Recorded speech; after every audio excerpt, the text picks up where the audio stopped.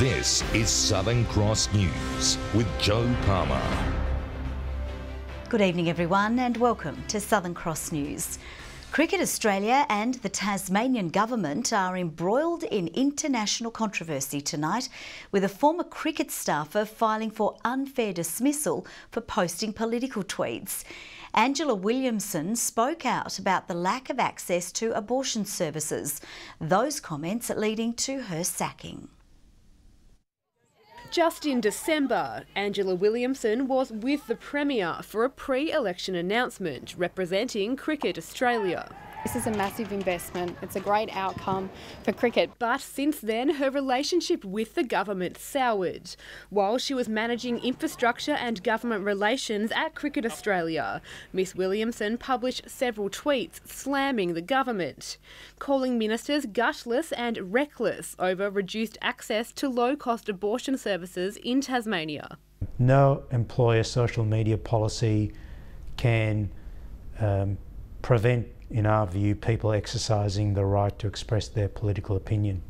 Then in June, a letter to Miss Williamson from Cricket Australia said, while it had no issue with you expressing your political beliefs, the disparaging tone which you have used in your tweets is of significant concern. Cricket Australia intends to terminate your employment effective from today. Now a claim has been lodged with the Fair Work Commission. No one should lose their job in these circumstances. Angela certainly shouldn't have lost a job. Claims also the government shared her personal information with Cricket Australia, including the fact she had flown to Melbourne for an abortion herself earlier this year. The government hasn't done anything improper here, and I do refute those suggestions. Right. The Premier must identify who was involved in this, and anybody who played any role in this absolutely disgraceful act should be sacked immediately. In a statement, Cricket Australia said it expects that all employees will refrain from making offensive comments that contravene the organisation's social media policy. Miss Williamson couldn't speak on camera today because of an exclusive media deal. Michelle Wisby, Southern Cross News. State health authorities say vaccinations for specific types of meningococcal disease should be available in some pharmacies next week. Similar to flu jabs, pharmacists are being trained up to administer vaccinations in store. Pharmacies across Tasmania will be the new frontline defence against meningococcal. Soon they'll be able to administer vaccinations against certain strains. The government's been taking action to make it possible for Tasmanians and families to be able to access more locations to be able to have their meningococcal ACWY vaccination take place. More than 6,000 doses of the vaccination arrived last week to deal with the surge in demand. Community concern triggered, with a total of 5 cases of the disease reported in just 2 weeks.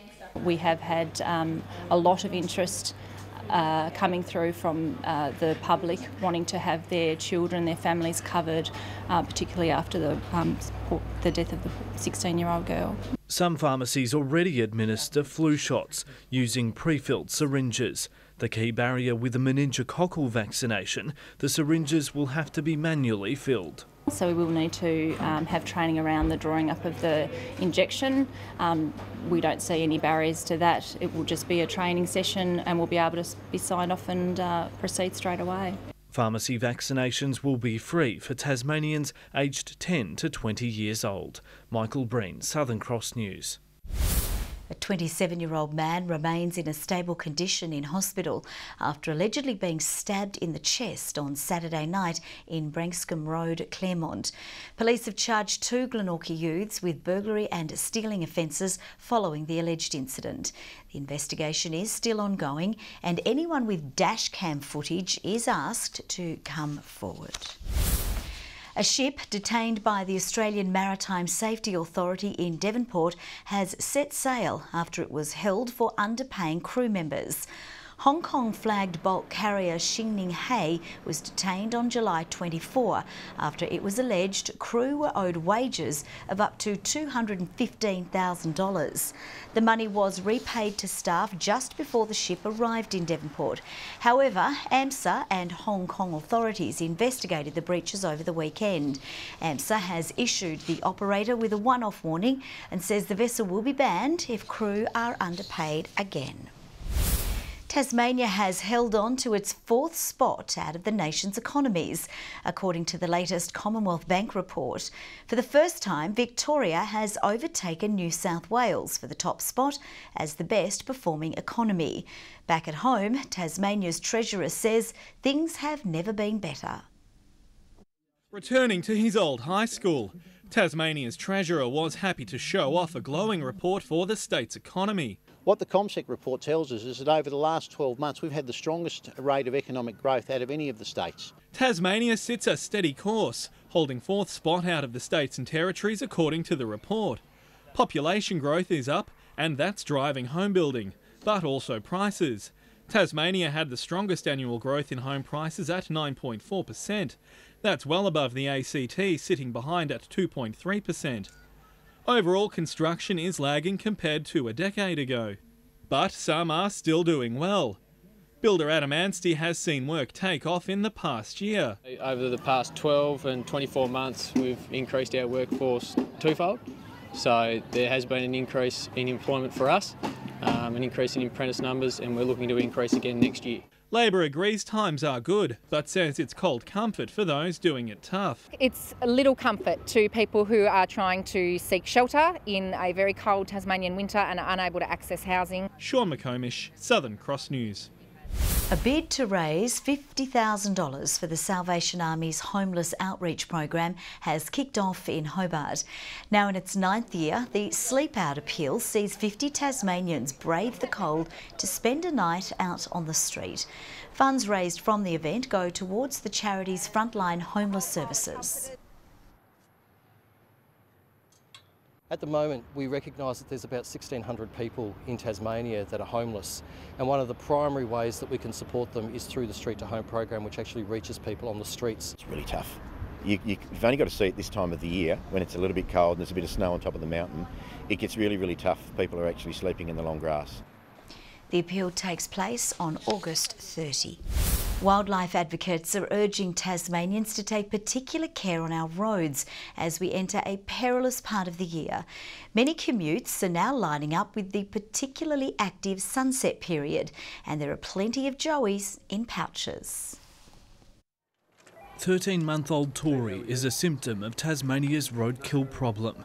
She's being nursed to adulthood at Bonnarong Wildlife Sanctuary after being orphaned in a roadkill incident. If you look at the 6 wombats that we have in care between us and our carer currently, every single one of them is here because of roadkills. Authorities are warning this time of year can be dangerous for our wildlife, with many commutes lining up with twilight when animals can be particularly active. Many pouches are also filled with joeys. There is actually a high amount of young in pouch at the moment. So look, every second female that we're called about has got a baby in the pouch. The problem is most of them are not viable. Tasmania's got an outward clean green reputation, but there's a dirty secret, and it's shocking still that Tasmania has the highest per capita roadkill rate in the world. Advocates joining with the RACT today to launch Willie the Wombat, a character to be used in campaigns, urging Tasmanians to take care. Slow down, don't swerve to avoid animals, and remember that animals can behave unpredictably. For Tori, the real victim of our roadkill issue, she still faces another year in care. Michael Breen, Southern Cross News. Launceston Primary School students have spent the afternoon in the garden, planting several new additions as part of this year's National Tree Day. The national event was meant to be held on Friday but was postponed due to bad weather.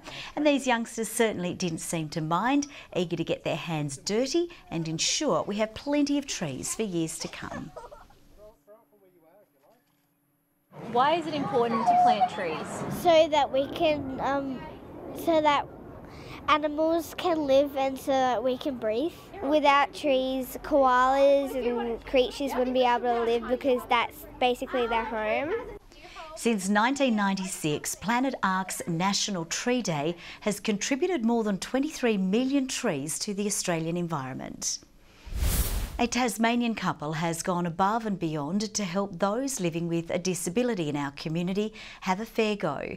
They've opened the first of its kind training cafe after their son was repeatedly knocked back when applying for jobs. Born out of a desire for change, Cafe Next Door is a true labour of love for Vanessa and Brett Mitchell. Their son Brad has cerebral palsy, and the family were tired and frustrated by the lack of employment options available for him. Every corner we turned to, there was a no. Nobody wanted to give him any experience whatsoever. So hubby and I thought that one day this is something we'd like to give back. And they've done just that. 18 months later, this cafe is now a registered National Disability Insurance Scheme provider and rotates through training up to 10 staff. People with disabilities do not get the same chances as normal people, if you could call them normal. The opportunities are just not there. Nobody's willing to give them a go. What have you learned? I learned how to make toasties.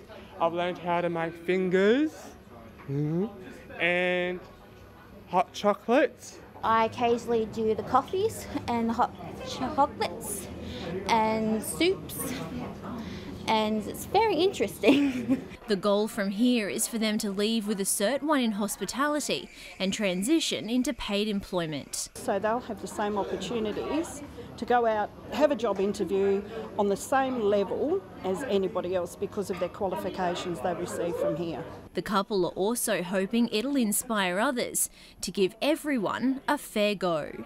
Jessica Moran, Southern Cross News. To breaking news now, and emergency services are on the scene of a crash at Frankfurt Road in Frankfurt. The road is blocked and traffic is currently being diverted. The extent of injuries is not known at this stage. Motorists should avoid the area until advised otherwise. Now let's take a look at the day's business and finance news with thanks to Tasplan, your local super fund. Australian shares have finished lower with investor caution and a weak Wall Street lead robbing the local market of momentum. The ASX 200 index has dropped by 21.8 points. A short time ago, the Australian dollar was trading at 73.92 US cents and 108.7 New Zealand cents. To the TSL, and Lauderdale are hoping to put last weekend's match against Kingborough behind them if they're to be a genuine flag contender. And if recent results in the competition are any indication, footy fans are in for a treat come September. After almost squandering a 5-goal three-quarter time lead against the Tigers and just getting up by 2 points, celebrations were flat at Lauderdale Oval. When the siren went, it was sort of, relief, but then more so disappointment. Walsh says it was a stern reality check for his side, with it shaping up as the most competitive final series in recent years.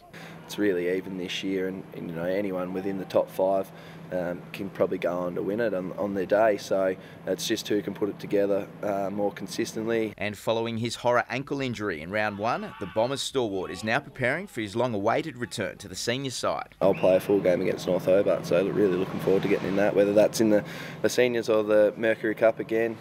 I don't mind, I just want to get out in the grounds. Lauderdale weren't the only side unhappy over the weekend after Clarence threatened to overrun North Launceston at UTAS Stadium, something the flag favourites will be wary of come September. Being 5 goals up, probably put the handbrake on a little bit and took the foot off the pedal, and you can't do that against quality sides, and you can't do that come finals time. So, we've got to learn from that. Anyone in the top 5 is probably a genuine chance of, going all the way. So Clarence are obviously playing some good footy. Launceston are back in form, and Glenorchy had a good win on the weekend. And the votes are in for the Player of the Year in the TSL after round 18, with Reece Mott adjudged best on ground during Glenorchy's demolition of North Hobart at KG5. Tom Bennett's steady boot in front of the sticks was enough to see him secure the votes in North Launceston's win over Clarence, while Hayden Smith earned the nod during Lauderdale's narrow 1-point win over the Tigers. To the leaderboard, and Glenorchy's Daniel Joseph remains on top, 3 points clear of North Launceston's Taylor Whitford, with Ryan Bailey and Tom Bennett tied for third on 10 votes. Controversial NPL coach Gabriel Marcash has spoken publicly for the first time this season following his return to the coach's box after serving a 5-week suspension for abusing a referee. A lot of people think I'm very negative, which it may look like from an outsider, but in my opinion I'm very positive. I'm somebody that always aim high and aim high. And when you aim high, it doesn't mean that you are negative, you know what I mean? His Zebras face their toughest test of the season this weekend, travelling to Valley Road to take on the Strikers. And with Devonport sitting 6 points clear of them on the ladder, a loss could spell the end of the Zebras' title hopes. It will be a bit of pressure on us as well, but we've got nothing to lose. We're going to go up there, we're going to attack, and hopefully we get the result back home. The boys believe it, I believe it. The side are equal third on the NPL ladder with South Hobart after an impressive 4-0 win against the Rangers over the weekend. 13 degrees today for Hobart and Launceston, with a top of 12 in Burnie and Devonport. Looking around Tasmania, 14 the state's top at St Helens, 13 for King Island and also Smithton, 12 degrees for Flinders Island, Low Head, Grove and Bushy Park, 11 at Ooze and Strong, with 10 for Medina and 5 the top after a chilly start in Lyowini. A mixture of low cloud and mid cloud over Tasmania in from the west there. Looking further out, you can see mid-level band running through the Bight to the west of the state, with patchy low cloud lingering over coastal regions of the southern states and the remainder pretty cloud-free. Tomorrow shows cold fronts either side of the state, a weak high extending from Perth to Brisbane. Northwesterly winds 25 to 35 knots, shifting west to northwesterly from the west tomorrow morning and decreasing later, with seas between 2 and 4 metres. Plenty of warnings, a severe weather warning for northern areas for damaging winds early on, strong wind warning for lower east coastal regions and a small craft wind alert for the southwest and central lakes, with a flood watch for catchments across the north, minor flood warnings for the Macquarie, northeast and Meander and Mersey rivers, and a sheep graziers warning for northern areas and the Midlands as well as the east coast. To the forecast, 13 for Hobart, 12 in Adventure Bay, Tarraleah 9 degrees, 13 in showers for Launceston, Devonport and Bridport, with 13 also for Burnie, 12 for Strawn and Marrawar, some showers throughout, with 14 for St Helens, 15 at Swansea and 13 degrees at Whitemark. Morning showers for the west and the far south on Wednesday, fine apart from some early showers for parts of the north on Thursday, with showers for most parts again on Friday. Looking further around Australia tomorrow, sunny and 29 degrees for Broome, 27 there in Cairns, 21 in Sydney with 16 for Melbourne, Perth 19. And it's a fairly cloudy evening this evening. Joe, 9 degrees for Hobart, Launceston with 10 in Devonport and a few showers. That's all from me. Beautiful. Thank you very much for that, Sam. That's all from the team for now. We will see you with updates a little later. Bye-bye.